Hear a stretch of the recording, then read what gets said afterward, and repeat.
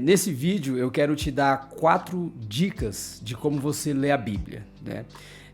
Porque assim, eu vejo pessoas que até decoram alguns versículos, né? Já leu a Bíblia toda, até algumas vezes, leu a Bíblia 2, 3 vezes, tem vários versículos decorados, mas se você perguntar para ela o que significa aquilo que ela leu, ela não vai saber explicar.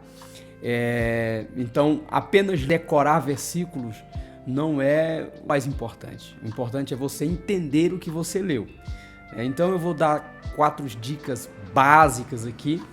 Qualquer pessoa pode fazer isso, né? Você não precisa ser um profissional em exegese bíblica, você não precisa ter um curso de exegese bíblica para entender, para fazer uma boa leitura bíblica, ok?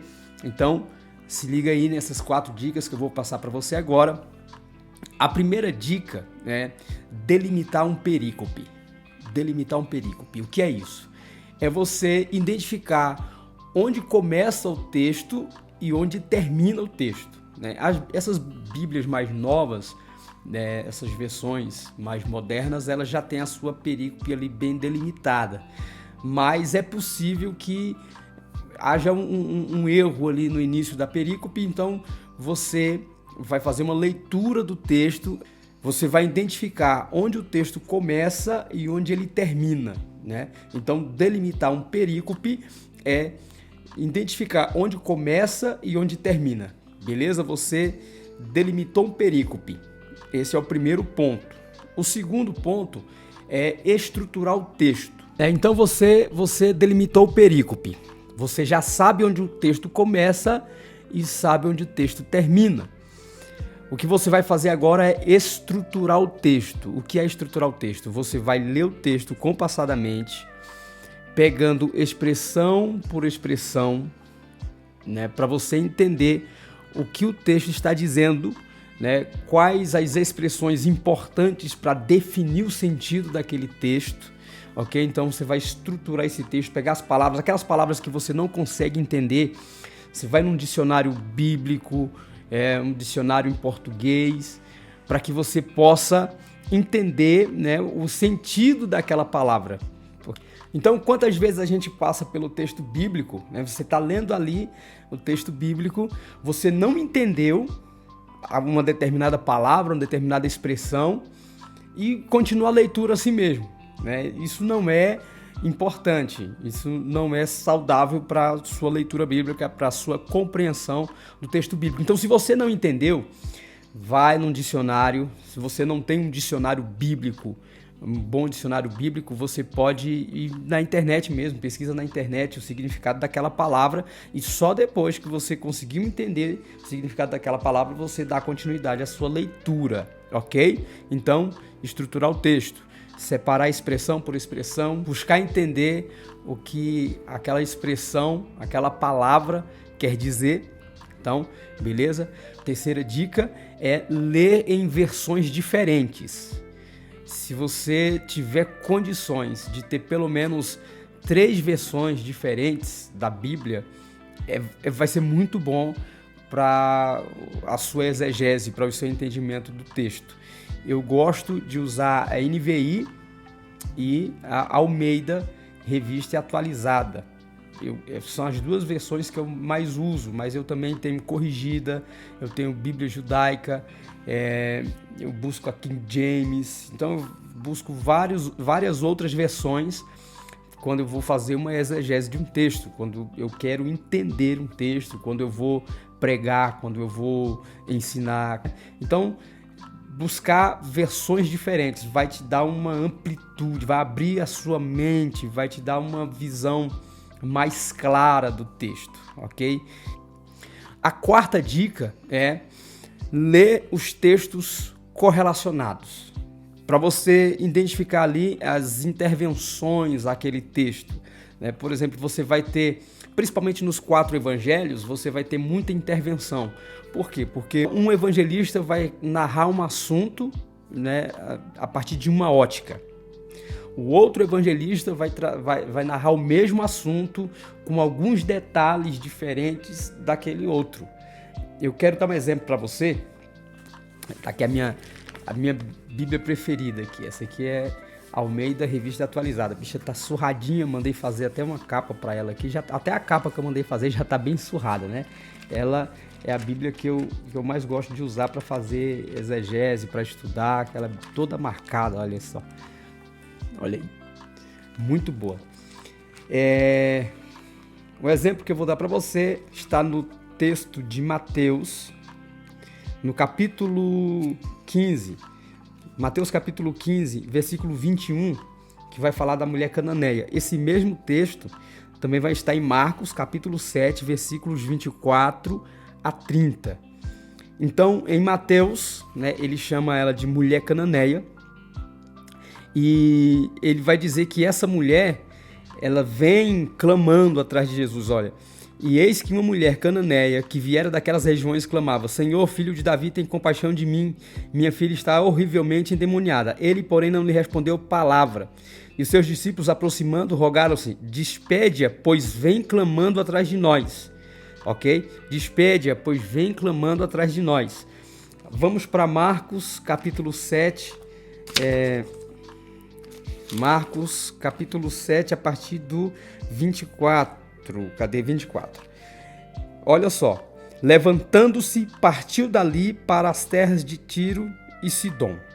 Tendo entrado numa casa, queria que ninguém o soubesse. No entanto, não pôde ocultar-se, porque uma mulher, cuja filhinha estava possessa de espírito imundo, tendo ouvido a respeito dele, veio e prostrou-se-lhe aos pés. Esta mulher era grega, de origem sírio-fenícia, e rogava-lhe que expelisse de sua filha o demônio. Veja bem, no texto de Mateus, essa mulher ela está vindo atrás de Jesus, dos discípulos, e clamando, né?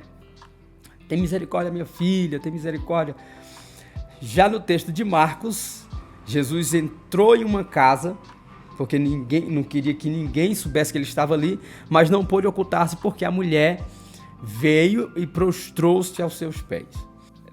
O que está acontecendo aqui? Um diz que essa mulher estava vindo atrás deles. O outro diz que Jesus entra numa casa e essa mulher entra nessa casa e se prostra aos pés de Cristo.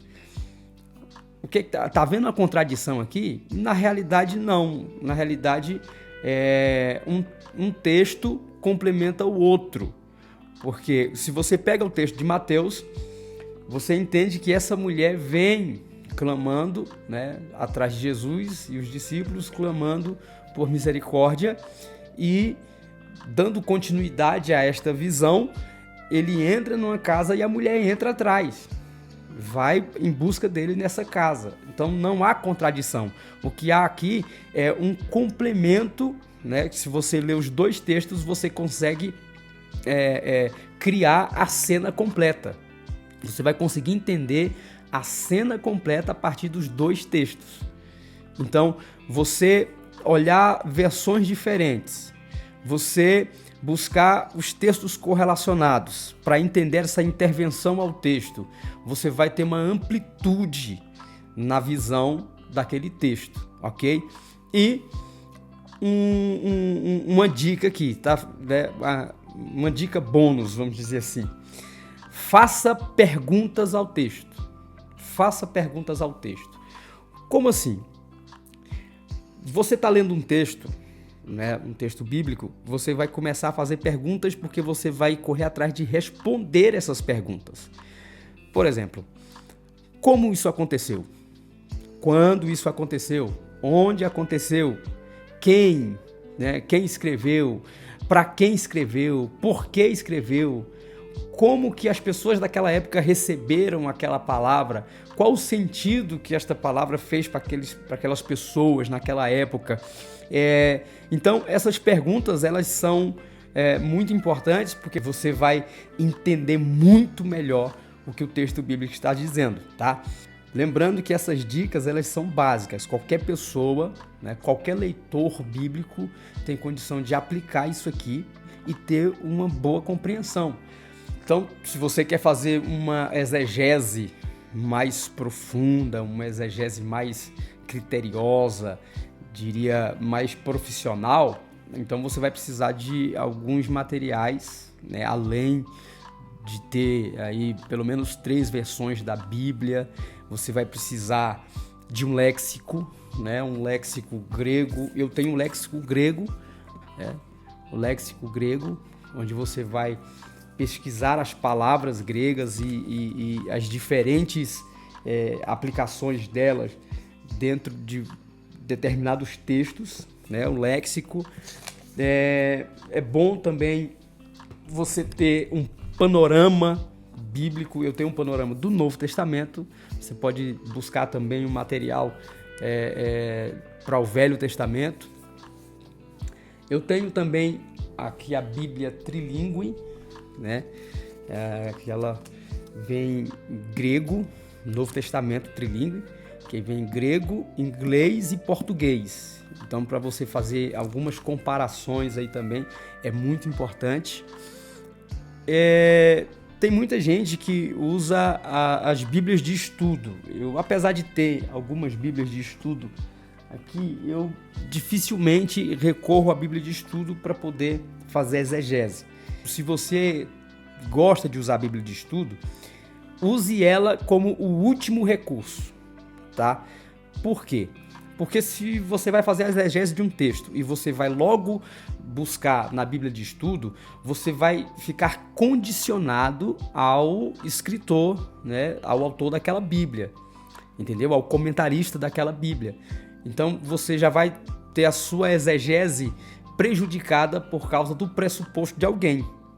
Então, se você vai recorrer à Bíblia de estudo, use ela como o último recurso. Faça a sua exegese, trabalhe naquilo, aplique as dicas que eu te passei aqui, e no final de tudo, depois que você tiver com a exegese pronta, você vai lá na Bíblia de estudo e compara o que o comentarista lá está dizendo daquilo que você conseguiu com o resultado do seu esforço, do seu estudo, entendeu? Então, Bíblia de estudo em último caso. Você vai também buscar outros pregadores, outros professores, outros teólogos, para saber se você está dentro, né, do entendimento ali, ou se você foi longe do consenso geral, né? Mas faça isso, tá? Antes de você buscar em Bíblias de estudo, antes de você buscar em comentaristas, em outros pregadores, em outros professores, faça você mesmo. Trabalhe no texto, entenda o texto, aprenda a ler de forma exegética. Você vai ver que toda vez que você for ler um texto, aplicando essas dicas básicas aqui, você vai ler muito melhor. Você vai ter mais compreensão. Então, toda vez que você for ler um texto, você vai conseguir extrair daquele texto lições preciosíssimas. Então, galera, é isso aí. Tá? Se você gostou desse conteúdo, deixe seu joinha, inscreva-se no canal, ok? E até mais. Deus abençoe a todos.